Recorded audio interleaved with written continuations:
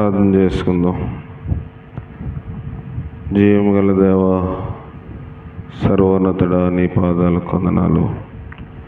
ఇంతవరకు దేవా తండ్రి బిడ్డలు ఫ్యాన్ అటు పెట్టు మనకి దేవా చేసిన ప్రార్థన మీరు ఆలకించారు అని దేవా తండ్రి విశ్వసించి మరొకసారి బిడ్డలందరూ చేసిన ప్రార్థనని సముఖంలోనికి నీ బిడ్డగా దేవా తండ్రి వాటిని జ్ఞప్తిలోనికి తీసుకుని వచ్చిచుండగా నీ సహాయం మాకు స్పీడ్ తగ్గించి నీ ఆత్మీయ కార్యం నాకు మాకు మీరు జరిగించండి.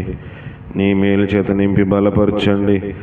నమ్మకస్తులుగా మమ్మల్ని చేయండి, యథార్థవంతులుగా చేయండి. ప్రార్థనాత్మ చేత మమ్మల్ని నింపండి. దేవా తండ్రి, నీ వాక్యము మాతో మాట్లాడుచున్న దినములో వాక్యం విని దేవా తండ్రి కొట్టుకొని పోకుండా మరి విశేషమైన జాగ్రత్త కలిగి దేవా తండ్రి మేము ప్రవర్తించుటకు నీ సహాయం మాకు దయచేసి బలపరచండి. నేను వట్టివాడిని ప్రభా, నేను కేవలం అయోగ్యుడను దేవా, నేను ఎందుకు పనికిరానటువంటి వాడిని ప్రభా తండ్రి, నన్ను ఒక్కసారి మీరు జ్ఞాపకం చేసుకోనండి.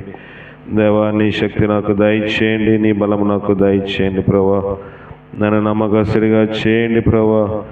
దేవా తండ్రి, నన్ను యథార్థవంతుడిగా చేయండి. నన్ను దేవా తండ్రి స్థిరుడిగాను దేవా పరిపూర్ణిగా మీరు చేయండి. మనుషుల వెంపు కాక నీ వెంపు చూసి దేవా పిలిచిన వాడు నమ్మదగిన వాడు గనుక దేవా తండ్రి దేవా ఈ సేవలు ఎలా కొనసాగాలో నాకు నేర్పించి బలపరచము తండ్రి. దేవా తండ్రి, మనుషుల రొట్టె వల్ల మాత్రము కాదు కానీ దేవుని నోట నుండి వచ్చి ప్రతి మాట వలన దేవా తండ్రి జీవించును అనే దేవా తండ్రి వాగ్దానము సెలవిస్తూ ఉంది. దేవా, ఆ రీతిగా మమ్మల్ని చేసి బలపరచము దేవా. నీ కన్నికముల ఆత్మకు దయచేయండి దేవా. దేవా తండ్రి, నీ ఆత్మచేత నన్ను మమ్మల్ని నింపి దేవా నన్ను మమ్మల్ని మీరు జ్ఞాపకం చేసుకొనుము తండ్రి. నన్ను మమ్మల్ని యథార్థవంతులుగా చేయండి దేవా తండ్రి. దేవా తండ్రి, నీ ఆత్మ నాతో ఉండాలి, నీ బలం నాతో ఉండాలి, నీ సన్నిధి నాతో ఉండాలి దేవా. కేవలం నీవే నన్ను నడిపించుటకు కృప దయచేసి బలపరచము. నన్ను చేసుకొని వచ్చిన వారందరి బట్టి నీకు వందనాములు. రాని వారితో మీరు మాట్లాడము, బుద్ధి చెప్పము, సరిచేయము తండ్రి. దేవా తండ్రి, నీ ఆత్మీయ మేలు చేత నింపండి. నీ దినమును మేము అలక్ష్యంగా సిద్ధపాటు దినమున లక్ష్యంగా ఉండకుండా సహాయము దయచేసి బలపరచము. దేవా, రాలేకపోతున్న వారితోటి దేవా సమస్యల చేత బాధపడుచున్న వారికి మరొక తరుణం మీరు దయచేసి బలపరిచి మీరే మహిమ ఘనత పొందమని నా ప్రభువును రక్షకుడైన క్రీస్తు ద్వారా అడిగి వేడుకొనిచున్నాం పరమ తండ్రి, ఆమెన్. దేవుని వాక్యం వినక ముందు ఒక పాట పాడుకుందాం.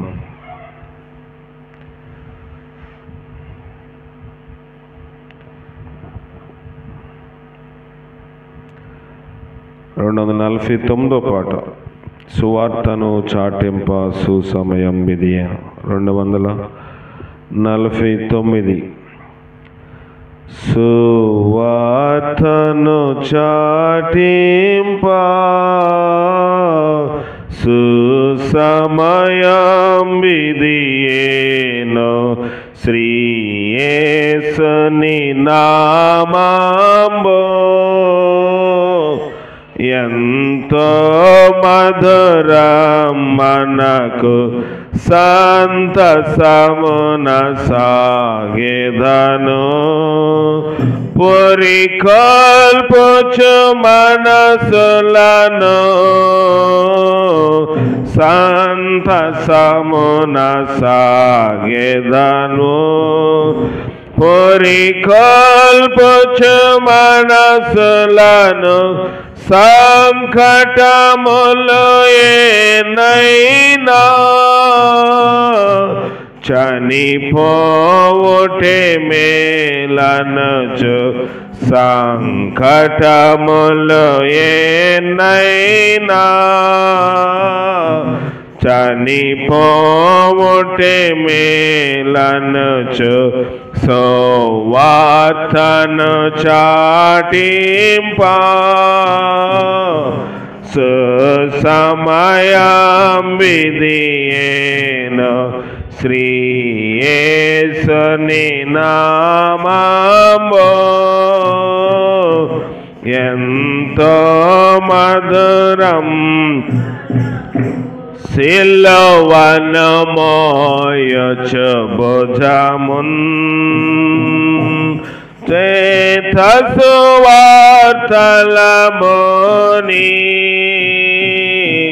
సిలువను మోయచు భుజమున్ చేత సువార్తలముని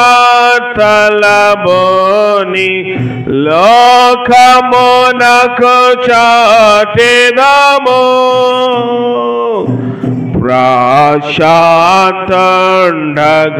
యేసున్ లోకమునకు చాటెదము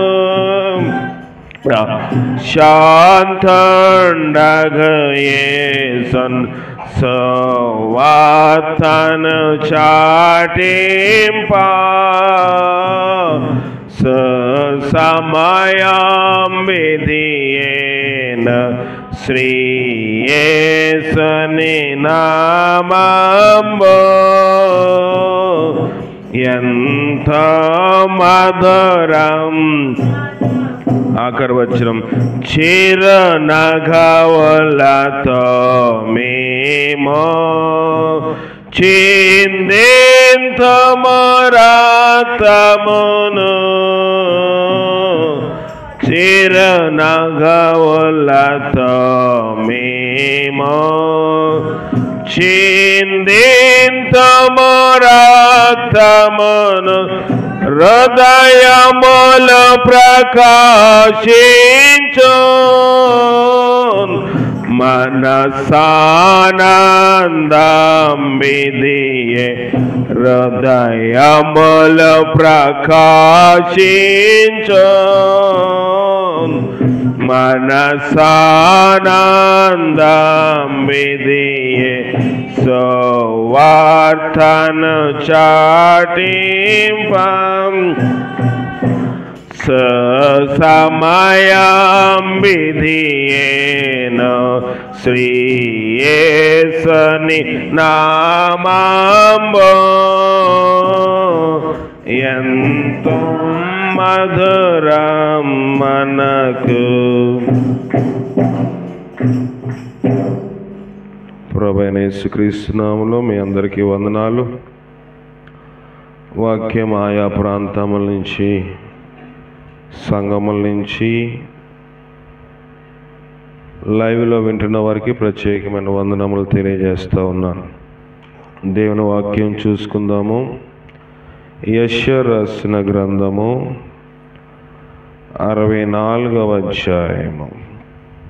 యెషయా 64వ అధ్యాయము. యెషయా 64 6వ వచనం చదువుదాం. మేమందరము అపవిత్రుల వంటి వారమైతిమి, మా నీతి క్రియలన్నీయు మురికి గొడ్డల వలె నాయను. మేమందరము ఆకువలే వాడిపోతిమి, గాలివాన కొట్టుకొని పోవునట్లుగా మా దోషములు మమ్మను కొట్టుకొని పోయెను.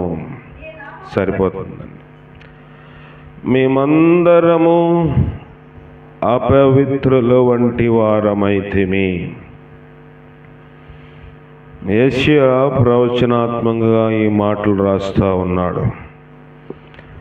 మేమందరము అపవిత్రుల వంటి వారమైతిమి. అపవిత్రత ఎప్పుడైతే పరిశుద్ధత ఉండదో, అపవిత్రత మన యొక్క హృదయంలోనికి, శరీరంలోనికి, తలంపులోనికి, ఆలోచనలోనికి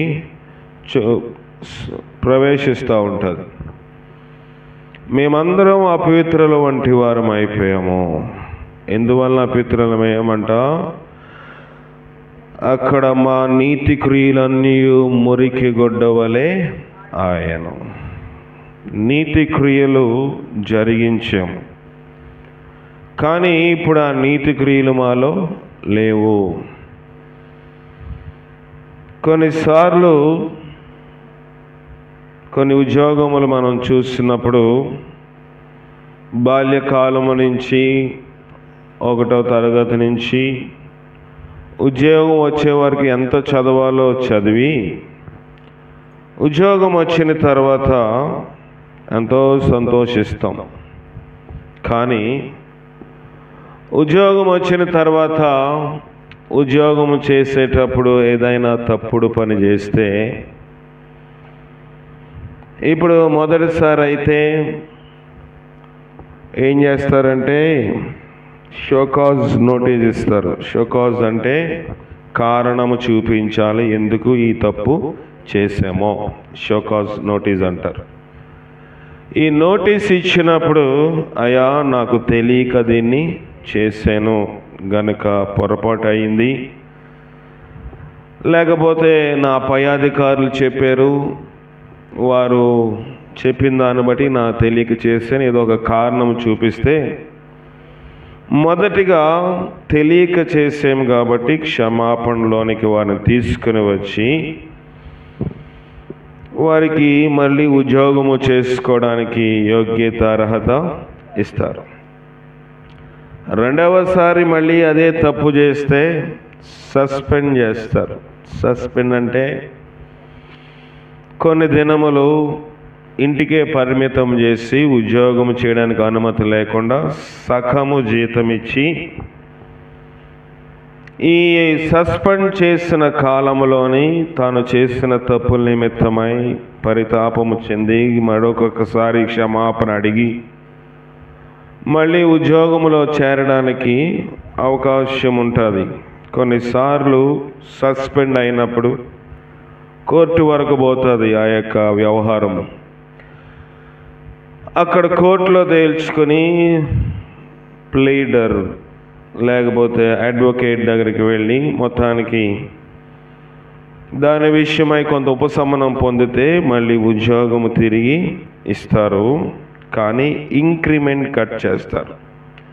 ఇంక్రిమెంట్ అంటే ఇన్ని సంవత్సరములు అయ్యింది కనుక ఉద్యోగంలో కొంచెం జీతము పెరుగుదల, దాన్ని కట్ చేసేస్తారు.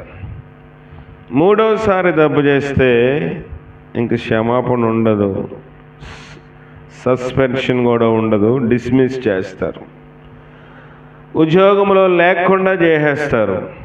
చూడండి, లోకములో ఒక క్రమము, ఒక ఉద్యోగము చేసే ఒక ఉద్యోగికి కానీ, అదే విధముగా పాఠశాలలో, కళాశాలలో, విశ్వవిద్యాలయంలో, స్కూల్, కాలేజ్, యూనివర్సిటీ ఎందులో చదువుకున్నవారైనా మొదటిది క్షమాపణ, రెండవది చిన్న శిక్ష, మూడవ దానికి ఇంకా క్షమించరాని నేరముగా పరిగణిస్తారు.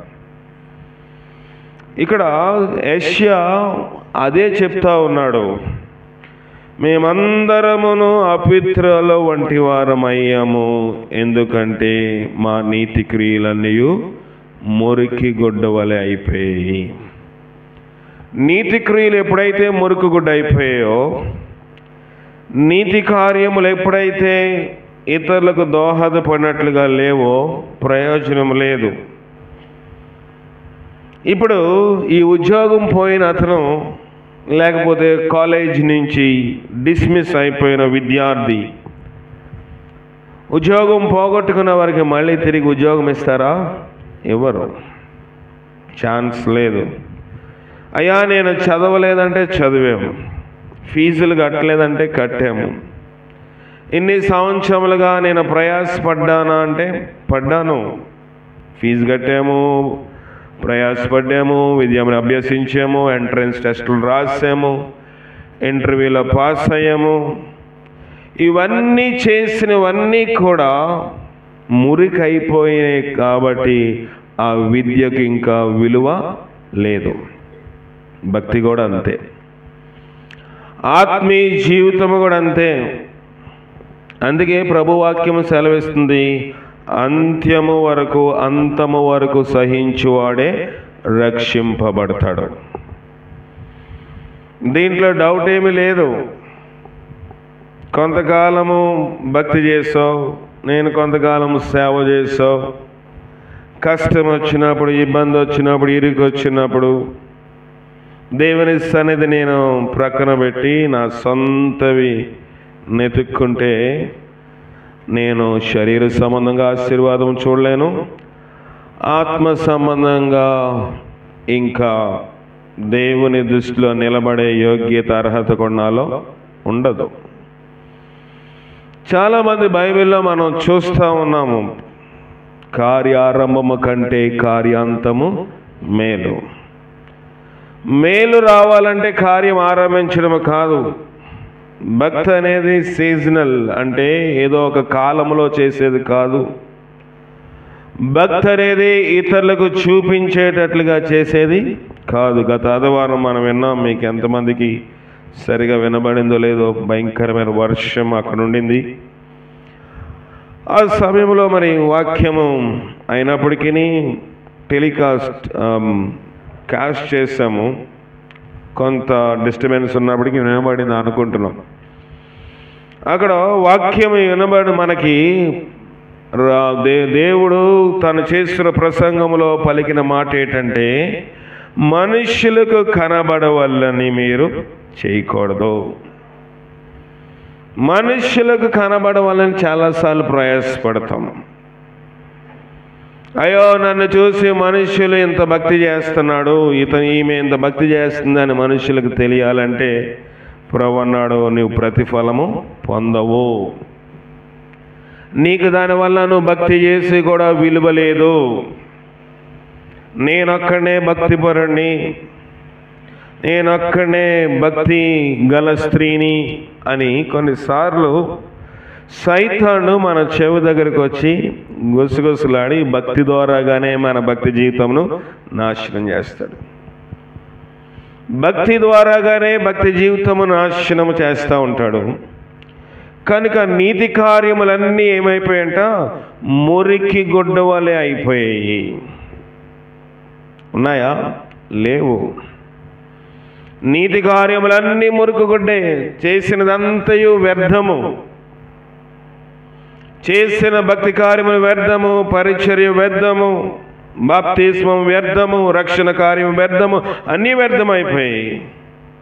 అనేక సార్లు మీరు వింటా ఉన్నారు, కొంచెము బుద్ధిహీనత త్రాసులో ఉంచితే జ్ఞానము ఘనత తేలిపోతుందంట. ఎక్కువేం కాదు. బందిపోటు దొంగతనమే చేయవసరం లేదు, వ్యభిచారమే చేయవసరం లేదు, త్రాగుడే త్రాగవసరం లేదు, సినిమాలే చూడవసరం లేదు, నరహత్య చేయవసరం లేదు. కొంచెము బుద్ధిహీనతే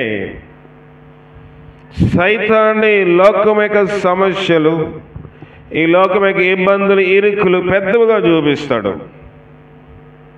బ్రతుకులో, జీవితంలో, పోరాటంలోని ముందుకు వెళ్తూ ఉండాలి. లాజరు గురించి విన్నాము కదా. లాజరు ఏనాడు కూడా తన ఇంటిలో వంట వండుకొని తిన్న సందర్భాలు లేవు. ధనవంతుడి ఇంటి వాకిట్లోనే జీవితము తెల్లారిపోయింది. ధనవంతుడి ఇంటి వాకిట్లోనే బ్రతుకు తెల్లారిపోయింది. కాలము సాగిపోయింది. దినములు గడిచిపోయి, ఎన్ని గడిచిపోయంటే మరణము కూడా వచ్చేసింది. మరణము కూడా వచ్చేసినప్పటికీ ఈనాడు కూడా అయ్యో నా సమస్య పరిష్కారం ఏంటి, నా వ్యాధికి పరిష్కారం ఏంటి, వ్యాధి ఉంటే ఉంది, నాకు తినడానికి ఆహారము కూడా నా బ్రతుకు దినములో ఇంటిలోని ఒక పూట కూడా భోజనం చేసిన సందర్భాలు లేవు. ఏం చేయాలి అని ఎన్నడూ ప్రాకులు ఆడలేదు. దానికోసం ఎన్నడూ అతను ప్రయాసపడలేదు. కానీ ప్రయాస ఒకటే, ధనవంతుడింటి వాకిటైనా ఎక్కడోకక్కడ ఆహారం దొరుకుతుంది చాలు. కుక్కలు తినవలసిన ఆహారం అతడు తింటూ తన ఆత్మీయ జీవితంను కాపాడుకుంటూ వచ్చాడు. ఎన్ని రోజులు కాపాడుకున్నాడు? వారం రోజులా, ఒక నెల రోజులా, కొన్ని సంవత్సరములా కాదు, బ్రతుకు దినములన్నీ కాపాడుకున్నాడు. ఎంతవరకు కాపాడుకున్నాడంటే చనిపోయిన తర్వాత దూతలు వచ్చే వరకు తన ఆత్మీయ జీవితమును కాపాడుకున్నాడు. చాలు ఈ లోకంలోనే మనం అనుకుంటాం, అది చేయాలి, ఇది చేయాలి, అది సాధించాలి, ఇది సాధించాలి. అవన్నీ వ్యర్థమైనవే. అనేక సార్లు అనేక విధములుగా మనము దేవుని యొక్క వాక్యం వింటున్నప్పుడు, దేవుని యొక్క సన్నిధిలో ఉన్నప్పుడు సైతాన్ అంటాడు, ఈ సమస్య చాలా పెద్దది. నీ ఎదురింటి వారిలాగున్నారు, నీ వెనకింటి వారిలాగున్నారు, నీ పక్కింటి వారిలాగున్నారు, నీ అన్నదమ్ములు ఇలాగున్నారు, నీ అక్క చెల్లెళ్ళలాగున్నారు, నీ అత్తింటి వారు ఇలాగున్నారు, నీ పుట్టింటి వారు ఇలాగున్నారు. నీకు ఎదుగుదల లేదు కదా. భక్తి ఎంతకాలం చేసినా వ్యర్థమే, ఎదుగుదల ఉండదులే నీకు. భక్తి చేస్తే పరిపూర్ణంగా చేయలేకపోతే మానేయి అని సైతాను మనల్ని అనేక సార్లు గుసగుసలాడుతూ ఉంటాడు. వాడు మాటకు మనము చెవియొగ్గి తల వంచి లోకములోనికి వెళ్ళిపోతే ప్రభు అంటున్నాడు, మునుపటి స్థితి కన్నా కడపటి స్థితి బహుఘోరము. విడువబడుట బహుఘోరము. రెప్పపాటున ప్రభు రాజ్యంలోనికి మనం వెళ్ళిపోవాలి. చిటికి వేసే లోపల మన శరీరము విడువబడాలి. ఆత్మీయ దేహముతోటి ప్రభు రాజ్యములోనికి కొనుపోబడాలి రెండో రాకల్లో. కానీ విడువబడిపోతే బహుఘోరం అంట. ఈ లోకంలో ఆర్థిక సమస్యల కన్నా, ఈ లోకంలో శరీర బలహీనతల కన్నా, ఈ లోకంలో ఉన్న ఆ సమస్యలు ఈ సమస్యల కన్నా అది భయంకరమైన సమస్య. హెబ్రోన్ సంస్థల నాయకులు భక్త్ సింగ్ గారు, కొంతమందికి తెలుసు, కొంతమంది తెలియపోవచ్చు, కానీ ఆయన ఆర్టీసీ క్రాస్ రోడ్స్ దగ్గర వాళ్ళ యొక్క మందిరం ఉంది, హెబ్రోన్ ప్రార్థన మందిరము. భక్త్ సింగ్ గారు దాన్ని చేసి ఉన్నారు. దాన్ని నడిపించిన సంస్థ వ్యవస్థాపకులు. ఆయన ఒక మిట్ట మధ్యాహ్నము భోజనము చేయకముందు ప్రార్థన చేస్తూ ఉంటే ప్రభు అన్నాడంట, నీవు సైనిక్ పూరి వెళ్ళు, అంటే సికింద్రాబాద్ ప్రాంతంలో ఒక ప్రాంతము, అక్కడికి వెళ్ళు. నువ్వు అక్కడికి వెళ్ళి ఒక మనిషిని కలుసుకో. వెళ్తూ ఉన్నారు, ఎవరో తెలీదు. సరే, భోజనం ఆపేసి భోజనం చేయకుండానే ప్రార్థన ముగించుకుని బయలుదేరి సైనిక్ పూరి వెళ్తే అక్కడ ఒక వ్యక్తి ఎదురు వస్తున్నాడు. అయ్యా ప్రభువా, నువ్వు మాట్లాడవలసిన వ్యక్తి ఇతనేనా అంటే అతనే అని ఆత్మ నడిపింపు చేత అతన్ని పలకరించి, బాబు నీతో 2 నిమిషాలు మాట్లాడాలి. అయ్యా నాకు టైం లేదండి. నువ్వెవరు అయ్యా, నన్ను డిస్టర్బ్ చేస్తున్నావు, నేను ఏదో నా పని మీద పోతున్నా, నువ్వెవరు అంటే లేదు నీతో మాట్లాడాలి. మళ్ళీ వెళ్ళిపోతున్నప్పుడు ఆపి, అయ్యా నీతో మాట్లాడాలి. అయ్యా నేను వెళ్తుంది పని మీద కాదు, నేను చచ్చిపోవడానికి వెళ్ళిపోతున్నాను. అయితే ఖచ్చితంగా ఇతనితోనే నేను మాట్లాడను, వాగు, నీతో నేను మాట్లాడాలి. 3-4 సార్లు అతన్ని నివారించి ఆపిన తర్వాత దైవజనులు భక్త్ సింగ్ గారు ఆయనతో మాట్లాడి జీవ మరణ పునరుద్ధానముల గురించి, మానవుని జీవితం ఎలాగుంటుంది, యేసు ప్రభు ఈ లోకములోకి ఎందుకు వచ్చాడు, ఈ చనిపోయిన తర్వాత మన పాపముల నిమిత్తమై కడుక్కోకుండా ఈ లోకంలో ఉన్న కష్టముల చేత, ఇబ్బందుల చేత, ఇరుకుల చేత నువ్వు చచ్చిపోవాలనుకుంటున్నావు. ఇప్పుడు చనిపోతే ఈ కష్టం నుంచి విడుదల అవుతావు, కానీ దీని తర్వాత మహా కష్టం ఉంది, నరకం. అక్కడ అగ్ని ఆరదు, పురుగు చావదు. ఈ కష్టము బ్రతికున్న దినముల వరకే. లేకపోతే ఏదైనా దేవునికి సహాయం చేసి నీ ఉద్యోగంలోనో నీ పొరుగు వారి ద్వారాగా ఇబ్బంది లేకుండా నీ ఆర్థిక సమస్య, కుటుంబ సమస్యలు బయటికి గట్టెక్కేస్తావు. కానీ ఒక్కసారి నరకములో పడితే మళ్ళీ గట్టు మీదకి వచ్చే ప్రసక్తే లేదు. ఈసారి వెళ్ళి చావాలంటే చావన్నాడంట. ఇదంతా చెప్పిన తర్వాత ఈసారి వెళ్ళి నువ్వు చావాలనుకుంటే చావు, చెప్పాల్సిన సువార్త నీకు నేను చెప్పాను. వణికిపోతా ఉన్నాడు. అయ్యో, ఇంత ఘోరమైన పరిస్థితి ఉందని నాకు తెలీదు. ఈ శ్రమలు, కష్టములు, నష్టములు, ఇబ్బందులే నా పెద్ద సమస్య అనుకుంటున్నాను. కనుక నేను చావను అని ప్రార్థన రావడం మొదలుపెట్టాడు. మారు మనసు పొందాడు. ఆయన దగ్గర తరబేదు పొంది గొప్ప సువార్థికుడిగా అయ్యాడు. ప్రియమైన దేవుని సంగమా, కొన్నిసార్లు కొన్ని పర్యాయములు సైతాను మనలను ఆ రీతిగా నడిపిస్తాడు. ఈ లోకం యొక్క సమస్య పెద్ద సమస్య, ఈ లోకం యొక్క ఇబ్బందే పెద్ద ఇబ్బంది. దానివల్ల ఏం చేస్తామంటే లోకమును విడిచిపెట్టం కానీ భక్తిని విడిచిపెట్టేస్తాం. ఈ లోకమే సమస్య అయితే లోకాన్ని విడిచిపెట్టు. ఈ లోకమే సమస్య అయితే ఈ యొక్క లోక సంబంధమైన అన్నింటినీ తెగదెంపులు చేసుకో. కానీ ఈ లోకములో తెగదెంపులు చేసుకోకుండా మన పునాదులు ఇంకా లోతుగా దవ్వుకుని వారితో సాంగత్యము, లేకపోతే వారితో స్నేహము, ఉద్యోగం కానివ్వండి, వ్యాపారం కానివ్వండి, వ్యవసాయం కానివ్వండి, చేతి పనులు కానివ్వండి, లేకపోతే రక్త సంబంధులు కానివ్వండి, స్నేహితులు కానివ్వండి, బంధువులు కానివ్వండి, ఎవరైనా దాని లోతులోనికి వెళ్ళడానికి చూస్తాము. సమస్య ఎందుకు వచ్చిందో మనము పరిశీలన చేసుకోము. దానివల్ల ఏమవుతున్నామంటే మన నీతి కార్యములన్నీ మురుగుగుడ్డ వలె అయిపోయి ప్రయోజనము లేదు.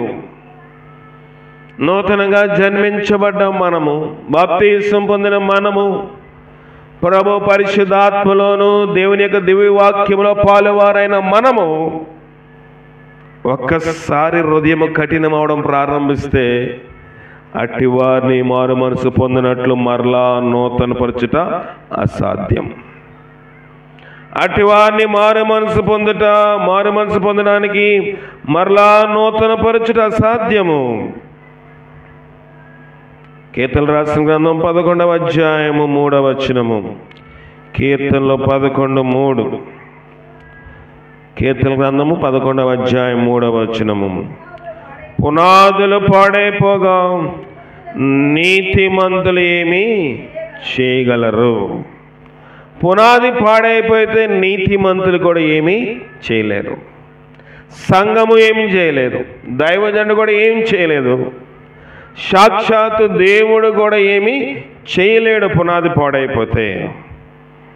అయ్యో, దేవుడు ఎందుకు చేయలేడని మనం అనుకుంటాం. పునాది పాడైపోయింది. ఆదాము అవ్వ పునాది. దేవుడు వారిని ఏదైనా తోటలోంచి బయటికి నెట్టి గొళ్ళెం పెట్టాడు, గెడబెట్టేశాడు, లాక్ చేశాడు. పునాది పాడైపోతే నీతిమంతులు ఏమి చేయగలరు? ఇస్కరియోతు యూద పునాది పాడైపోయింది. ఇస్కరియోతు యూద యొక్క పునాది పాడు చేసుకుంటూ వచ్చాడు. ఆఖరి క్షణం వరకు, ప్రభు చనిపోయే వరకు కూడా ప్రభు అతను ఒక గద్దింపు కూడా గద్దించకుండా కృప విస్తరింపచేసి అవకాశం ఇచ్చుకుంటూ వచ్చాడు. కానీ ప్రభు దగ్గర శిష్యుడిగా ఉన్నవాడు ఉరివేసుకుని చనిపోవడం అంత సిగ్గుకరం ఇంకేమైనా ఉంటుందంటారా? ప్రభు దగ్గర బాప్తిసం పొందినవాడు, అపోస్తలుల లిస్టులో ఎంచబడినవాడు, కార్యారంభంలో ఆరంభించినవాడు, అంతం వచ్చేసరికి శిష్యుడిగా ఉన్నవాడు, లోకంలో ఏ పెద్ద పెద్ద బోధకుల దగ్గర తర్బీదు పొందినవాడు కాదు, సాక్షాత్తు దేవుని కుమారుడిని యేసు ప్రభు దగ్గరే తర్బీదు పొంది ఆయన శిష్యుడిగా పేరు పొందినవాడు, చివరికి వచ్చేసరికి, అంతం వచ్చేసరికి అతని పునాది, అతని నీతి ఏమైపోయింది? మురికి గుడ్డ వలె అయిపోయింది. ప్రభు ఏం చేయగలిగాడా? ప్రభు అతన్ని తిరిగి బ్రతికించగలిగి అయ్యా మరొక అవకాశము దయచే అని అన్నాడా? ఎందుకంటే ఎరిగి ఏమైపోయాడు? చెడిపోయాడు. ఎరిగి చెడిపోయాడు కనుక క్షమాపణ లేదు. ఎరిగి లోకమును, దుష్టత్వమును, డబ్బును, సంపాదనలో మునిగిపోయాడు. ధనవంతులుగా ఉండాలనుకోవడం పర్లేదు కానీ, ఇతర ఆశీర్వాదం పొందాలనుకోవడం పర్లేదు కానీ దొంగగా తయారైపోయాడు. దొంగకి ఆశీర్వాదం ఉంటుందా? ఉండదు. దొంగకి లోకములోని మనము కానీ, లేకపోతే లోకములో ఉన్న జైల్స్, లోకంలో ఉన్న అవి ఇవి ఏమైనా దొంగకి మంచి ఫస్ట్ క్లాస్ ఫెసిలిటీస్ ఇస్తుందా? ఇవ్వదు. దేవుని దగ్గరే దొంగిలిస్తూ ఉన్నాడు. ప్రభు అవకాశం ఇస్తే దాన్ని పర్వాలేదులే అనుకున్నాడు. ప్రభు కొన్ని పర్యాయములు, కొన్ని సందర్భములో వాక్యానుసారముగా గద్దించి నివారించాలని చూచినప్పటికీ అతని నీతి ఏమైపోయిందంట?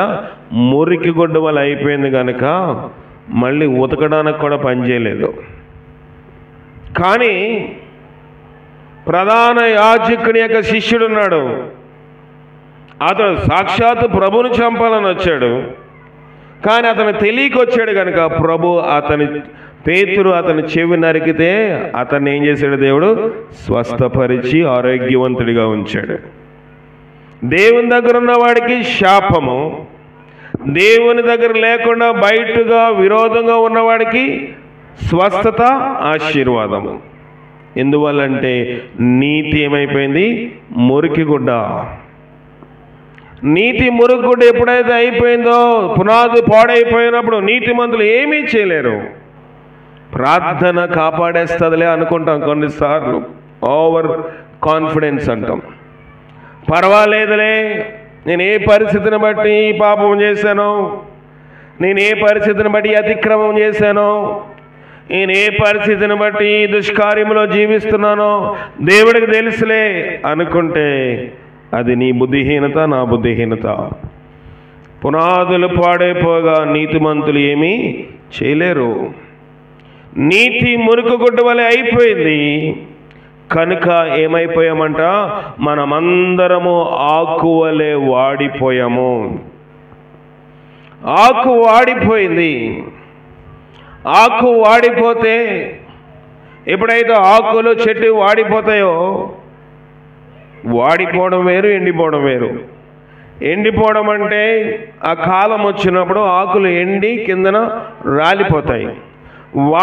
ఎప్పుడు వాడిపోతుంది? దానికి సరైన నీరు అందకపోతే, వేరు వెళ్ళవలసిన లోతులోనికి వెళ్ళకపోతే చెట్టు కానివ్వండి, మొక్కలు కానివ్వండి ఏమైపోతాయి? ఆకు వాడిపోతుంది. కనుక నీతి మురుగుడ్డ అయిపోతే శరీర సంబంధంగానే కాదు, ఆత్మ సంబంధంగా కూడా వాడిపోతూ ఉంటాం. కనుక భక్తుడు యెషయా అంటున్నాడు, ఏమంటున్నాడు?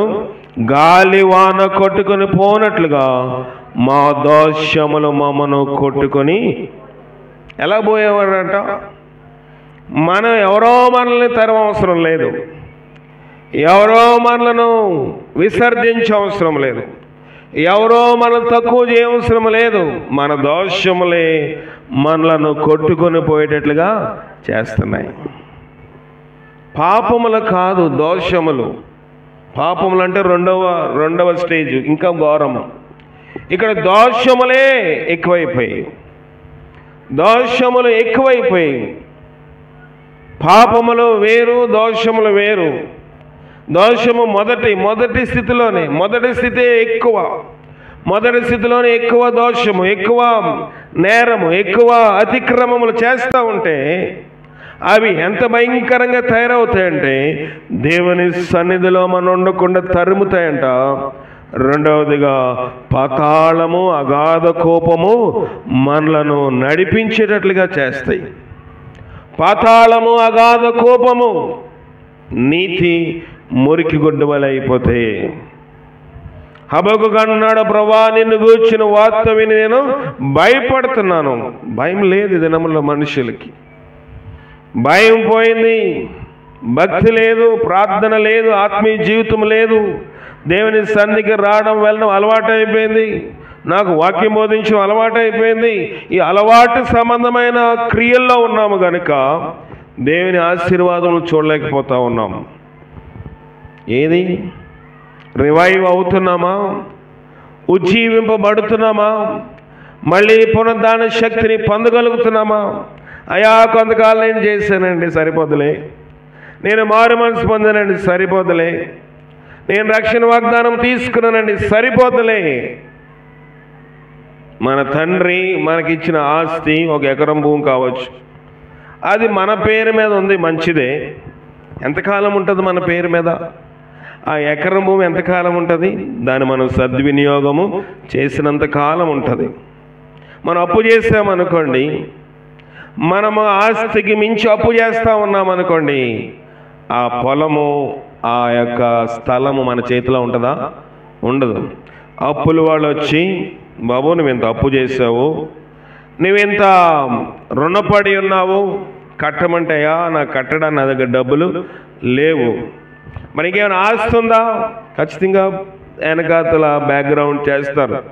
చేసిన తర్వాత ఆస్తి ఏదైనా ఉంటే దాన్ని ఏం చేస్తారు? జప్తి చేస్తారు, దాన్ని సరెండర్ చేసుకుంటారు. అక్కడితో ఆస్తి ఏమైపోయింది? పోయింది. రక్షణ మారు మనసు కూడా అంతే. రక్షణ మారు మనసు కార్యము కూడా అంతే. మనం అనుకోవచ్చు పర్లేదులే దేవుడు క్షమించేవాడని. ఎంతకాలం ఉంటుంది రక్షణ మారు మనసు అంటే, మన పాపములు విస్తరించిపోతే ఆ రక్షణ, దేవుడు తండ్రి అయిన దేవుడు మనకి ఇచ్చిన రక్షణ కూడా ఆ రీతిగానే జప్తి అయిపోద్ది. సాతాను జప్తి చేసుకుంటే, అయ్యా సరిపోయింది, నీ కుమారుడికి నీ కుమార్తెకి నువ్వు పొందిన దెబ్బల చేత, నీవు ఇచ్చిన సిలువలో త్యాగము చేత రక్షణ ఇచ్చావు, బానే ఉంది. కానీ రక్షించబడిన అతడు, రక్షించబడిన ఆమె కూడా ఇప్పుడు పాపములోనే ఉన్నారు.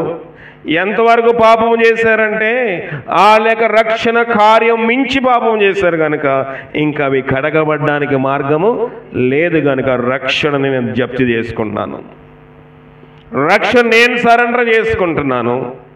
ఇప్పుడు ఆస్తి నాది కనుక ఇప్పుడు ఏదైనా ఒక పొలం మీద, ఒక చేను మీద, ఒక కయ్య మీద మనం బ్రతుకుతూ ఉన్నప్పుడు ఆ ఆస్తి పోతే మనం బ్రతకగలమా? బ్రతకలేము, కనుక చనిపోతాము. అలాగే రక్షణ పోతే, రక్షణ కార్యము సైతాను జప్తి చేసుకుంటే మనం ఇంకా బ్రతకలేము. ఈ లోకంలో బ్రతకొచ్చు, కానీ ఆత్మీయంగా పరలోకము మెట్టులు ఎక్కడానికి అర్హత కోల్పోతాము కనుక లేదు. కనుక ఎక్కడికి వెళ్ళాలి? మనం నరకానికి పోవాలి. నరకానికి పోవాలి. ఇన్ని శ్రమలు, ఇబ్బందులు, కష్టములు ఎందుకు పడుతూ ఉన్నాము? పౌలు అంటున్నాడు, ఏవేవి నాకు లాభకరములో అవన్నీ నీ కోసం ఎలాగెంచుకున్నాడంట? పెంటగా ఎంచుకున్నాను. ఇలా పిచ్చోళ్ళ పౌలు వీళ్ళందరూ? మోషే ఉన్నాడు, ఐగుప్తు కోటలో ఉన్నాడు, యువ రాజుగా, యువ సైన్యాధిపతిగా, లేకపోతే ఆ దేశముకు విద్యలన్నీ అభ్యసించి, ఐగుప్తు దేశముల సగ విద్యలు అభ్యసించి ఎన్నో డిగ్రీలు సంపాదించాడు. ఆ సర్టిఫికెట్లన్నీ పడేసి కర్ర పట్టుకుని బయలుదేరాడు. చూసిన వాళ్ళకి పిచ్చోళ్ళే ఉన్నాడు. ఐగుప్తు రాజు కోపం వచ్చింది, వీడు నా సొమ్ము తిన్నాడు, నా దగ్గర బ్రతికేడు, నా కుమార్తె పెంచింది, ఎంతో విలువైన వస్త్రములు ఇచ్చాము, కానీ వీడేంటి ఇన్ని డిగ్రీలు చదివించిన తర్వాత, ఇన్ని ట్యూషన్లు పెట్టించిన తర్వాత, ఇన్ని ప్రైవేట్లు పెట్టించిన తర్వాత, ఐగుప్తు సకల సర్టిఫికెట్లు అన్నీ వచ్చిన తర్వాత ఇవేమీ నాకు వద్దని ఆ పెట్టి బేడ అక్కడ పడేసి కట్టుగుడ్లతో బయటకు వచ్చేసాడు. కర్ర పట్టుకుని వస్తుంటే మనుషులకు పిచ్చోళ్ళకి కనబడ్డారు. కానీ దేవుడు అతని చేతిలో టాబ్లెట్స్, అంటే ఆయన 10 ఆజ్ఞలు గల 2 పలకలను మోషే చేతిలో పెట్టాడు. వాటి కోసం అవి ధరించడం కోసము, వాటిని కలిగి ఉండడం కోసము మోషే సమస్త ఐగుప్తు యొక్క అల్పకాల పాపభోగమును విడిచిపెట్టేశాడు. లోకంలో భక్తి మనుషులకు వెర్రితనముగా ఉంటుంది. నశించుచున్న వారికి సిలువను గూర్చిన వార్త వెర్రితనము, కానీ రక్షించబడుచున్న పాపికి దేవుని శక్తి అయి ఉన్నది. ఏది మన రక్షణ?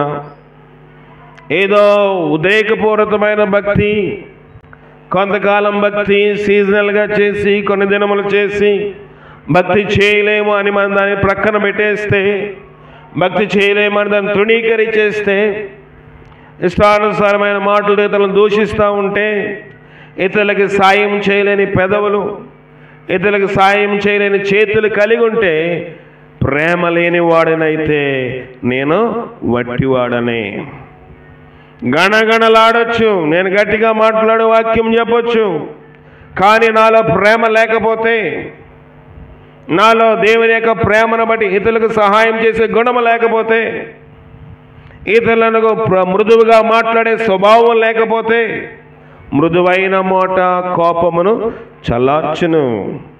కోపమును రేగ్గొట్టే విధముగా మన మాట ఉంటే, మనుషులను కలహమునకు రెచ్చగొట్టే విధముగా మన మాటలు ఉంటే, నరుని యొక్క భక్తి, నరుని యొక్క నీతి దేవుని చిత్తమును నెరవేర్చదు. నేను కరెక్ట్ కాబట్టి నేను ఎవరికి లొంగే పని లేదు అనుకుని కొన్నిసార్లు చాలా ఓవర్గా పైగా మాట్లాడుతూ ఉంటాము. ఇతరులకు కోపం పుట్టించే విధంగా మాట్లాడుతూ ఉంటాము. ఆ మాటలన్నీ కూడా ప్రభు అంటున్నాడు, దానివల్ల నువ్వు నీతి ఏమైపోయింది? మురికి గుడ్డ అయిపోయింది. హైపర్గా మాట్లాడతాము. హైపర్ అంటే ఎక్కువగా మాట్లాడుతాం. నేను తప్పు చేయలేదు కనుక నేను ఎవరికి లొంగే పని లేదు, ఎవరి దగ్గర దాసం అవ్వే పని లేదు, ఎవరి మాట వినే పని లేదు, నాకు నేనే పెద్దవాడిని, నాకు నేనే పెద్దదాన్ని అని మనం అనుకుంటాం. కానీ ప్రభు అంటున్నాడు, తన్ను తాను తగ్గించుకునేవాడు హెచ్చించబడు.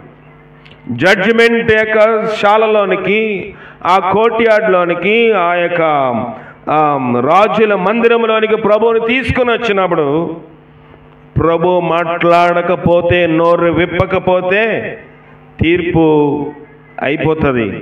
కానీ ప్రభు నోరు తెరవలేదు. నేనే తప్పు చేయలేదయ్యా, వీళ్ళకి కావాలని నేనేమేమి చేస్తానో వీళ్ళందరిని అడగండి, ఎంతమంది స్వస్థత పొందారో. నేను మీ యొక్క యెరూషలేములోనికి, నజరేతులోని, బెత్లెహేము ప్రాంతంలో, ఈ యూదయ ప్రాంతం అంతటా కూడా స్వస్థతలు చేసి, మనుషులు దీవించి ఆశీర్వదించి, సమాధిలో ఉన్నాడు బాగు చేస్తే నా మీద పలుకుతున్నారు, ఇది మీకు న్యాయమా అని ఒక్క మాట ప్రభు మాట్లాడుంటే, ఎంతమంది అయితే అక్కడ నిలబడ్డారో వాళ్ళందరినీ శిక్షించే అధికారం పిలాతుకి ఉంది. కానీ ఆయన హింసించబడి, నేరము మోపబడి నోరు తెరవలేదు. మనమే పాటు వాళ్ళమి చిన్న భక్తి చేసి పెద్దగా ఉప్పొంగలేక సముద్రంలో ఉప్పొంగిపోతూ ఉంటాం. కొంచెము చేసి నాదే భక్తి, నాకే వాక్యం తెలుసు, నా అంతటి వాళ్ళు లేరు అని సైతాను మనం భ్రమపరుస్తూ ఉంటుంది. కనుక యెషయా అన్నాడు, మీ నీతి ఎలాగుందంట? మురికి గొడ్డు వలె అయిపోయింది. మీ దోషములు ఏమవుతున్నాయంట? మీ దోషము మిమ్ములను కొట్టుకొని పోయెను. లోకము కాదు, మన యొక్క ఎవడు తీసుకున్న గోతిలో వాడే పడతాడని మన యొక్క తెలుగులో సామెతలు ఉంటాయి. వాడు గొయ్యను త్రవ్వి తాను లోతు చేస్తున్నాడు, తాను త్రవ్విన గోతిలో తానే పడిపోయాను అని బైబిల్ కూడా చెప్తా ఉంది. కనుక మనము గోతిని లోతు చేస్తూ ఉంటామంటాం, గోయను లోతు చేసేవారుగా ఉంటాము.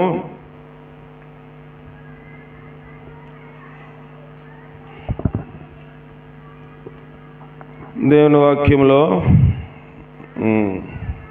ముగించుకుందాం.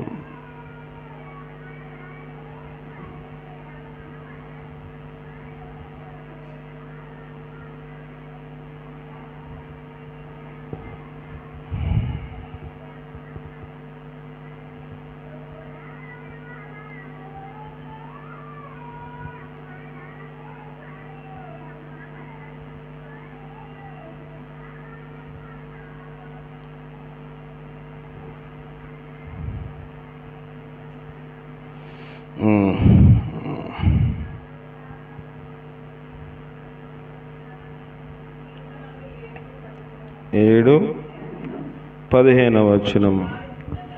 వాడు గుంట తవ్వి దానిని లోతు చేసి ఉన్నాడు, తాను త్రవ్విన గుంటలో తానే పడిపోయెను.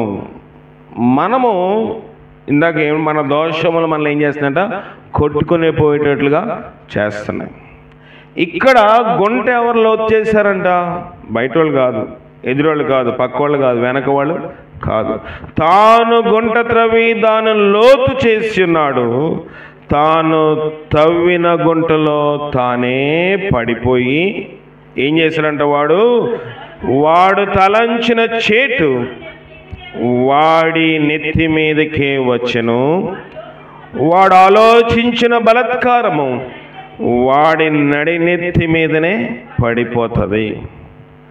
మనము ఇతరులని నాశనం చేయాలనుకుంటే, ఎవరినైనా కానివ్వండి, లేకపోతే కట్టుకున్న భార్యనే కానివ్వండి, భర్తనే కానివ్వండి, బిడ్డలనే కానివ్వండి, తల్లిదండ్రులే కానివ్వండి, ఎవరినైనా, మనం కాంది ఏదైనా మన బయటిదే కదా. మనం ఆలోచన చేసి బలాత్కారము వాని నడినెత్తి మీద పడుతుంది. వాడు ఆలోచించిన బలాత్కారము వాని నడినెత్తి మీదనే పడుతుంది. ఇటీవల కొన్ని దినముల క్రితము ఒక యవనస్తుడితో మాట్లాడుతూ ఉన్నాను. వివాహం అయ్యింది. అయ్యా, మా గృహంలో శాంతి లేదు, సమాధానం లేదు. బాగానే ఉంది, ప్రార్థన చేయండి అయ్యా. నేను ప్రార్థన చేయలేకపోతున్నాను. అయ్యా, నా భార్య నన్ను సరిగా చూడట్లేదు, ప్రార్థన చేయయ్యా.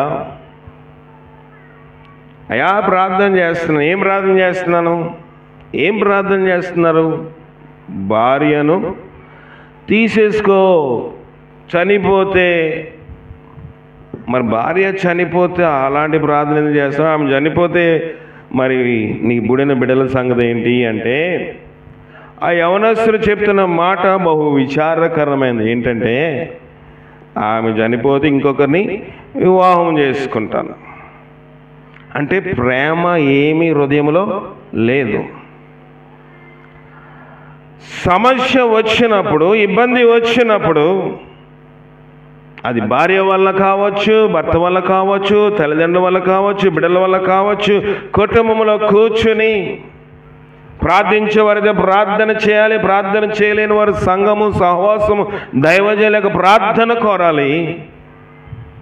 అది ఏమీ లేకుండా ఎలాంటి ప్రార్థన చేస్తామంటే, నా భార్య చనిపోతే ఇంకొకరు చేసుకోవచ్చు. నరహాంతకుడా అన్నాను నేను. ఇవి ఎవరివి? నరహాంతకుడివి. నీలో దేవుని యొక్క వాక్యం ఉండదు. నీ భార్య చనిపోతే బాగుండు, ఈమె ఎలాగైనా నన్ను విడిచిపెడితే ఇంకొకరు చేసుకోవచ్చు అంటే నీ హృదయంలో నీ భార్య మీద ప్రేమ లేదు. కానీ వేరొకళ్ళకి నీ హృదయంలో ఏమొచ్చింది? స్థానం వచ్చింది. కనుక ఉన్న భార్య పోతే బాగుండు. లోకంలో మనుష్యులు ఈ రీతిగా ఉన్నారు. పైకి భక్తి గలవారులో పయస్ పర్సన్ అంటే నీతి గలవారుగా, భక్తి గలవారుగా కనబడేట్లుగా ఉన్నారు. కానీ హృదయ యొక్క వాంఛ, హృదయ యొక్క తలంపులు, నరుని యొక్క హృదయం వారి బాల్యం నుండి కేవలము చెడ్డది. ఏ క్రైస్తవుడైనా ఒకవేళ నిజంగా అనారోగ్య సమస్యతో బాధపడుతూ ఎవరైనా భర్త కానీ భార్య కానీ ఇంకా డాక్టర్లు అతడు ఆమె బ్రతకడం కష్టం అని చెప్తే, ప్రభా ఇతను బ్రతకడం కష్టం అని డాక్టర్లు చెప్తున్నారు. భూమి మీద అతడు లేదా ఆమె ఎంతో ఇబ్బంది పడుతుంది కనుక ఆ కష్టం నేను చూడలేకపోతున్నాను ప్రభా, వీలైతే నువ్వు స్వస్థపరచు, లేని పక్షంలో నీ రాజ్యంలోనికి తీసుకో అంటే అది ప్రేమ. కానీ ప్రేమ ఎలాగ తయారైపోయిందంటే, నాకు మనిషి ఉపయోగపడితే, నా ఇంటి పనులన్నీ చేస్తే, నా భర్త లేదా నా భార్య నాకు అన్ని విధాలుగా సహకరిస్తే, అతడు నాకు భర్తగా ఉంటే బాగుంటుంది, ఆమె నాకు భర్తగా ఉంటే బాగుంటుంది. లేక చనిపోతే లోకంలో చాలామంది ఉన్నారు. ఎందుకంటే నాకు ఇంకా వయసు ఉంది, నేనేం ఆడపిల్లని కాదు, నేను మగవాడిని అంటే పురుష అహంకారము. ఆడవాళ్ళైతే భర్త చనిపోతే పెళ్లి చేసుకోకూడదు, కానీ పురుషుడు ఎంతమంది అయినా వివాహము చేసుకోదానికి పర్మిషన్ ఇస్తే దుష్ట సహవాసము సమాజంలో మనము ఉన్నాము. కనుక ప్రేమ లేకుండా పోయింది. అక్కడ దేవుని యొక్క యథార్థకు చోటు లేదు. వాడు తవ్విన గోతిలో వాడే పడిపోతున్నాడంట. ఎందువల్ల ప్రేమహీనత వస్తుంది? ఎందువల్ల నీతిహీనత వస్తుంది? ఎందువల్ల భర్త మీద భార్య మీద ప్రేమ పోతా ఉందంటే, వేరొకళ్ళ మీద ఆశన రావాలి, లేకపోతే ఈమె ఇతరు చచ్చిపోతే ఇంకొకరు వివాహం చేసుకోవాలని ఆశన కలిగి ఉండాలి, లేకపోతే అయ్యో వివాహం అప్పుడు ప్రమాణం చేస్తాము, మరణము తప్ప మనల్ని ఏది ఎడబ. వ్యాధి అందును, బాధి అందును, ఆరోగ్యం అందును, ఇతరులు నల్లగా నిన్నే కొనియాడి నా జీవితకాలం అది నీకే భర్తనంట, నీకే భార్య అని అంటే ప్రమాణం చేస్తారు. ఎవరు ఎదుట? సంఘం ఎదుట, దేవుని ఎదుట. మరి ప్రేమ ఏమైంది? నీతి మురుగుడ్డ అయిపోతే ప్రేమ కూడా మురుకులోని కొట్టుకుపోతూ ఉంటుంది. మాట్లాడిన ప్రగల్భ మాటలన్నీ ఏమైపోతాయి? అవకాశం ఉన్నప్పుడు మాట్లాడే అవకాశం లేనప్పుడు మనం కొట్టుకుపోతే చూసిన వాడు మన నోటి మీద వేలేసుకుంటారు కదా. ఇప్పుడు నేను అవకాశం ఉంది కాబట్టి గట్టిగా వాక్యం చెప్పేస్తున్నాను. రేపొద్దు నాకు ఇబ్బందికరమైన పరిస్థితులు వచ్చి నేను కొట్టుకుపోతూ ఉంటాయి. అప్పుడు బందీ ఇలా చెప్పాడు కదా, అప్పుడు ఎలా మంచి పెద్ద పెద్ద వాక్యం చెప్పి మనకు నీతులు చెప్పాడు, ఇప్పుడు ఎక్కడ నిలబడ్డాడు వీడు అని నా విషయమే అందరూ వేలు వేసుకుంటారు కదా. అందుకే ప్రభు అంటున్నాడు, మిమ్మల్ని బట్టియే కదా నా నామము అన్ని జనుల మధ్యన దోషించబడుచున్నది. ప్రేమ లేదు, భార్యకు విరోధముగా సహవాసము చేయొచ్చు, ఇతరుల మధ్య అన్యోన్య సహవాసం లేకపోయినప్పుడు కొంతమంది ప్రేమ ఎలాగుంటుంది? భార్య అత్తింటి దగ్గర నుంచో పుట్టింటి దగ్గర నుంచో డబ్బులు తీసుకొస్తేనే ప్రేమ. అంటే ప్రేమ దేనితో ముడిపడ్డది? డబ్బుతో ముడిపడ్డది. ప్రేమ ప్రార్థనతో, పరిశుద్ధత లేదు గనుక లోకంలో అనేక మంది కలిసినప్పుడు నీ చూపులు తలంపులు చెడిపోతున్నావు గనుక నీ భార్య చనిపోవాలని నువ్వు ప్రార్థన చేస్తున్నావు. అలాంటి ప్రార్థన దేవుడు ఆలకించడు. అలాంటి ప్రార్థన దేవుడు ఆలకించి అంటాడు, నిన్నే నేను మొదట లేపేస్తాను, తీసేస్తాను. ప్రయోజనం లేదు. కనుక మనము ఏది తలస్తున్నామో అది ఆత్మీయంగా ఉందా? ఏది ఆలోచన చేస్తున్నామో అది దేవునికి అంగీకారంగా ఉందా? లేకపోతే మన నీతి మురుగుడ్డవలు అయిపోయిందా? లోకంలో ఈ భౌతిక సంబంధమైన ఇవన్నీ మన చుట్టూ సైతాను చూపించి గంతులేస్తాడు. ప్రభుకు కూడా ఈ లోక ప్రపంచమంతా నిమిషంలోనే చూపించేశాడు. లోకమంతా చూపించి ప్రభుని శోధించాడు. ప్రభుకే శోధన వచ్చింది. నీవు నేను ఏమాత్రము? ప్రభు 40 దినముల ఉపాసుని ప్రార్థన చేస్తే ప్రభు దగ్గరికి ఒక ఆండ్రాయిడ్ ఫోన్ తీసుకొచ్చి సైతాన్ అన్నాడు, ఈ లోకమంతా చూడు, ఇది ఉంది, ఇది ఉంది, ఇది ఉంది, ఇదంతా నీకు ఇచ్చేస్తా. ఎందుకంటే నీ తండ్రి నాకు ఈ లోకం ఇచ్చాడు, ఇవన్నీ నీకు ఇస్తాను, నాకు పాదాలకి మ్రొక్కు. దేవుని తప్ప నేను ఎవరిని మ్రొక్కకూడదని బైబిల్లో తేటగా ఉందయ్యా. సరే, ఇక్కడ దూకు, ఎత్తైన పర్వతమేంచి కిందకి దూకు, ఆయన నిన్ను రక్షించుటకు తన దూతలు పంపుతానన్నాడు కదా, ఆ వాగ్దానం నెరవేర్చలేదు, చూస్తాను, దూకు అంటే ప్రభు అన్నాడు, నీ దేవుణ్ణి శోధించకూడదు. అయితే నీకు ఆకలేస్తుంది కదా, ఇప్పుడు ఇంటికి వెళ్ళి ఏం వండుకుంటా, కానీ శిష్యులు మార్కెట్కి వెళ్ళి తీసుకొచ్చి చేపలు తీసుకొచ్చి చేసి లేట్ అవుతుంది, కానీ ఈ రాళ్ళు రొట్టెలు అవ్వమని చెప్పు. మనిషి రొట్టె వల్ల మాత్రం కాదు, దేవుని నోట నుండి వచ్చు ప్రతి మాట వల్లనే. ఇక నేను ఈ దినమంది నిలబడ్డానంటే, ఈ దినమంది ఇక్కడ నిలబడి ఇన్ని ఇబ్బందులున్నా, కొన్నిసార్లు ఆలోచిస్తే దీనికి పరిష్కారం లేదని అనిపించిన ఈ సమస్యలన్నిటికీ పరిష్కారము దేవుడు ఒక్కడే. ఎన్నో సమస్యలు, ఎన్నో ఇబ్బందులు లోకములో సతమతమైపోతున్నప్పుడు, నిరీక్షణకు ఆధారము లేనప్పుడు ఏంటి ప్రభు అంటే ప్రభు జవాబిస్తున్నాడు. కానీ ప్రభు దీవెనంతా ఒక గడ్డి బెట్టలేగా, గడ్డి వాములేగా తీసుకొచ్చి చేతిలో పెట్టడం. ఎప్పుడు ఏ టైంలో ఏ ద్వారం తెరవాలో దేవునికి తెలుసు. అప్పుడు వరకు మనం ప్రార్థన చేయాలి. అప్పుడు వరకు ప్రార్థన చేసి దేవుడు ఖచ్చితంగా ద్వారం తెరుస్తాడు. ఎన్నో ఈ సంవత్సర కాలంలో ఇంతకుముందు ఉద్యోగంలో ఉన్నప్పుడు, ఇంతకుముందు ప్రొఫెషన్లో ఉన్నప్పుడు ఏదైనా ఇబ్బంది వస్తే హెచ్ఆర్ డిపార్ట్మెంట్కి అకౌంట్స్కి వెళ్ళి అడ్వాన్స్ పెడేస్తే డబ్బులు ఇచ్చేసేవారు శాలరీలోని. ఎందుకంటే నా యొక్క ఫైనాన్షియల్ రికార్డు బాగుంది కనుక, ఎక్కడ మోసం చేసిన రికార్డు లేదు కనుక ఉట్నే డబ్బులు అడ్వాన్స్లు ఇచ్చేవారు. ఈ నెల జీతం కట్ చేసుకోకండి అంటే కట్ చేసేవారు కాదు. కానీ అప్పుడు చాలా సులభతరంగా ఉండేది. ఒక ఆర్థిక సమస్య వచ్చినప్పుడు, క్లిష్టమైన సమస్య వచ్చినప్పుడు దాని నుంచి బయటకు రావడం చాలా సులభంగా ఉండేది. కానీ దేవుని సన్నిధిలోకి వచ్చిన తర్వాత కూడా ఆర్థిక సమస్యలు వస్తే సమస్య నుంచి బయటకు రావడం క్లిష్టముగా, ఇబ్బందిగా ఉన్నప్పటికీ ఆఖరి క్షణం వరకు కూడా దేవుడు వెయిట్ చేస్తాడు. ఆఖరి నిమిషం వరకు వెయిట్ చేసి ఇబ్బంది పడుతున్న సమయంలో దేవుడు ద్వారం తెరుస్తూ ఉంటాడు. ఆ తృప్తి వేరు, ఆ యొక్క అతిశయం వేరు, ఆ రకమైన అనుభవము లోకములోని ఒక వింతైన అనుభూతిని కలుగజేస్తూ ఉంటుంది. అయ్యా ప్రభువా, ఏంటి మాట పడతామేమో, ఇచ్చిన మాట ప్రకారముగా ఇది కట్టకపోతే, ఇది చేయకపోతే మనుషులు ఏమంటారు? అయ్యా మీరు సేవ చేస్తున్నారు, మీరు పరిచర్య చేస్తున్నారు, మీరు ఇలాగుండడం పద్ధతి కాదు అంటారు.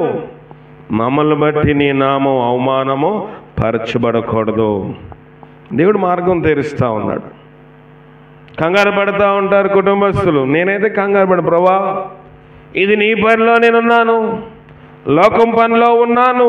నిన్ను నమ్ముకున్న వారిని తలగా చేస్తావు కానీ తోగ్గా చేయవు. నేను లోకం పనిలో ఉన్నాను, నిన్ను నమ్ముకున్నవాడుగా నువ్వు చేయగలవు. ఇప్పుడు లోకంలో పనంతా విడిచిపెట్టి నీవే సర్వస్వం బ్రతుకుతూ ఉన్నాను. దేవుడు ఏ రీతిగా చేయాలో, ఎప్పుడు ఏది ఇవ్వాలో దేవుడు చేసుకుంటూ వస్తూ ఉన్నాడు. అనారోగ్య సమస్య ఉన్నా, సేవకు రాలేని పరిస్థితులు ఉన్నా, గత నెలంతా నేను రాకపోవడానికి కారణం ఏంటంటే ఆరోగ్యం కాదు. ఇక్కడి నుంచి లైవ్ సరిగా వెళ్ళటం లేదు, ఇబ్బంది పడుతున్నారు. సంఘంలో అయితే ఏదో ఒకటి మెయింటైన్ చేయొచ్చు. కొన్ని సంఘాలు కొత్తగా మళ్ళీ అమరావతి నుంచి సంఘం వాళ్ళు కూడా మన వాక్యం వింటూ ఉన్నారు. ప్రభా ఈ 2 సంఘాలు చూసుకొని నేను వీళ్ళ కోసమే వాక్యం బోధిస్తే అనేకమైన సంఘాలు ఈ వాక్యం ద్వారా బలం పొందుతున్నారు. ప్రభా ఇంటర్నెట్ ఫెసిలిటీ వచ్చే వరకు నేను కొంత గాంధీనగర్లో వాక్యం అందిస్తాను అనుకున్నాను. కానీ ప్రభు అన్నాడు అది సరైనది కాదు. కాపరి సంఘం దగ్గర కనిపించాలి. కాపరి అనేవాడు సంఘంలో ఉండాలి. నీ సొంత ఆలోచనలు కానీ సొంత ఉద్దేశములు కాదు అంటే మళ్ళీ వారము ఇక్కడ రావడము జరిగింది. కొన్నిసార్లు సొంత ఉద్దేశములు చేయాలనిపిస్తుంది. నీ సేవ కోసమే కదా. ఇప్పుడు లైవ్ ఏమి వెళ్ళట్లేదు, రికార్డింగ్ అవుతుంది మళ్ళీ ఇంకొకసారి దీన్ని ప్లే చేయడానికి. కనుక ఈ దినమంది మరి అక్కడ రిట్రీట్ జరుగుతుంది కనుక మెడ్రాస్లోని కూటముల నుంచి స్టార్ట్ అయ్యే కనుక ఆ రిట్రీట్ లైవ్ వాక్యం అక్కడ వింటున్నారు గాంధీనగర్ వాళ్ళు. రేపు కూడా అక్కడ రిట్రీట్లోంచి వాక్యం వినండి. 2 దినములు రికార్డ్ చేసి పై వచ్చి వారం మళ్ళీ మొదటి వారం ఇక్కడ వచ్చినప్పుడు ఈ రికార్డింగ్ అక్కడ మీరు ప్లే చేయొచ్చు. కనుక ఈ రీతిగా దీన్ని అడ్జస్ట్ చేసుకొని సమస్యలు ఉన్నప్పటికీ అక్కడ వారు కూడా ఉండాలని ఆశపడుతున్నప్పటికీ నాకు తెలియని అనేకమైన ముఖములు, అనేకమైన మనుష్యులు వాక్యం వినడానికి దేవుడు అవకాశం ఇచ్చాడు. దేవుడి సువార్తను అనేకమైన ఎలలకు చాటుతా ఉన్నాడు. మన సహవాసమే ఇతర సహవాసం కూడా వాక్యం వింటా ఉన్నారు. కనుక సువార్త వ్యాపించబడుతున్నప్పుడు నేను ఆరోగ్యము, నా శక్తి, నా బలము, డబ్బును చూడడానికి ఇష్టపడను. ఎంత ఖర్చు అయినా వెళ్ళాలంటే వెళ్ళాలి. ఆరోగ్యము కోసము నేను, నా దేహము కోసము నేను, నా శరీరం యొక్క బడలిక కోసం నేను సేవను విస్మరిస్తే నేను అన్ఫిట్, నేను రిటైర్మెంట్ తీసుకోవడం బెటర్ అంట. ఉద్యోగస్తులు సరిగా ఉద్యోగం చేయలేకపోతే ఏమంటారు, కొన్ని రోజులు మెడికల్ లీవ్ ఇస్తారు. తర్వాత ఉద్యోగ యజమాని గవర్నమెంట్ వారు రిటైర్మెంట్ తీసుకోవయ్యా, చేయలేనప్పుడు ఎందుకు, ఎవరికొకరికి అప్పచెప్పేయచ్చు కదా. నా యొక్క ఉద్దేశము, నా యొక్క ప్రణాళిక ఏంటంటే తుది శ్వాస వరకు, నా శ్వాస ఆడే వరకు, నా కాళ్ళు చేతులు పడిపోయినా ఇక్కడి నుంచి కింద వరకు పనిచేయబడిన నా స్వరం ఉన్నంత వరకు సువార్త ప్రకటించాలి. జాన్ డేనియల్ గారికి ట్రాన్స్లేషన్ చేస్తారు తెలుగులో. ఆయన ఇంగ్లీష్ ప్రొఫెసర్ ఒంగోలులో. ఆయనకి పెరాలసిస్ వచ్చి, అంటే పక్షవాయువు వచ్చి 5 సంవత్సరాలు అయింది. ఈ చెయ్య, ఈ కాలు పనిచేయదు. కానీ అలాగే కాళ్ళు ఈడ్చుకుంటూ వచ్చి నిలబడి స్వరం పనిచేస్తుంది కనుక 1.5 గంటల నిలబడి దైవ సేవకులకు ఆయన ట్రాన్స్లేషన్ చేస్తున్నాడు. దేనికోసం? గొప్ప కోసమా? దేవుని సేవ ఇది. నా కాళ్ళు చేయకపోయిన పని చేయకపోయినా నా స్వరం బాగానే ఉంది కదా. నోరు కూడా లాగేస్తే నాలుగు కూడా స్పష్టత లేకపోతే నేను పని చేయను. నాలుగు పని చేస్తుంది కాబట్టి కాళ్ళు ఈడ్చుకుంటూ స్టేజ్ మీద నిలబడి కాళ్ళు పని చేయకపోతే ఆయన గత 5 సంవత్సరాల నుంచి అలాగే ట్రాన్స్లేషన్ చేస్తున్నాడు. ప్రభువా, నా ఆరోగ్యం ఏముంది? భక్తులు అనేక మంది సీనియర్లు దైవ సేవకులు ఈ రీతిగా నీ సేవ కోసం నిలబడతారు. నాలో ఏమీ లేదు ప్రభువా, నేను నథింగ్. చిన్న కొంచెం బీపీ వస్తే, కొంచెం ఆయాసం వస్తే అదేదో పెద్దది అన్నట్లుగా నేను ఏదేదో అనుకొని సుఖపడాలనుకుంటున్నాను. భక్తులు నీ కోసం త్యాగం చేస్తున్నారు కనుక నా నీతి మురుగుడ్డ అయిపోకూడదు. కనుక ఈ రాత్రికాల సమయంలో మన నీతి మురుగుడ్డ అవ్వకున్నట్లుగా, మన దోషముల చేత మనం కొట్టుకుని పోకున్నట్లుగా, మన పునాదులు పాడైపోకుండా ఉండినట్లుగా ఆయన ఆత్మచేత ప్రభు మనల్ని బలపరిచి కాపాడును కాక ప్రార్థన చేసుకుందాం. జయముగల దేవా, నీ ఘనమైన పాదాల కొందనాలు. ఈ యొక్క దేవా తండ్రి, రాత్రికాల సమయంలో కొద్ది మాటలు మేము వినడానికి నువ్వు సహాయం చేస్తున్నావు. నేను వట్టి వాడిని ప్రభా, నిలబడి వాక్యం బోధించే యోగ్యత అర్హత లేనటువంటి వాడిని. విత్తబడిన వాక్యం నా హృదయంలో మా హృదయంలో ఫలించే భాగ్యం మాకు మీరు దయచేసి బలపరచు. అనేక మందికి సువార్త వ్యాపించబడుతూ ఉంది. ఈ సువార్త ఇంకను అనేక మంది నెలలకు వ్యాపించబట్టకు నీ సహాయం, నీ కాపుదలకు మాకు దయచేసి బలపరచు. నాయకుడు అక్రమస్తున్నాను ఒక్కసారి మీరు జ్ఞాపకం చేసుకొని మమ్మల్ని జ్ఞాపకం చేసుకుని తండ్రి. వచ్చిన బిడ్డలందరి బట్టి నీకు వందనములు. రానైన వారికి మరొక అవకాశము దయచేసి వారితో మాట్లాడము. నీ సన్నిధి కాపుదల వారికి దయచే. రేపు ప్రభు దినం నేను గణపరచుటకు నీ ఆత్మచేత నన్ను మమ్మల్ని నింపి మీరే మహిమ ఘనత పొందమని మా ప్రభువును రక్షకుడైన క్రీస్తు అడిగి వేడుకొనిచున్నాం పరమ తండ్రి, ఆమేన్. మన పరమ తండ్రి అయిన దేవుని యొక్క ప్రేమ, కుమారుడైన యేసుక్రీస్తు వారికి కృప, పరిశుద్ధాత్మని సహవాసము ఇప్పుడు ఎల్లప్పుడు సదా మనకు తోడై నడిపించి కాపాడును గాక. ఆమేన్. అందరికీ వందనాలు. సెలవు తీసుకుందాం.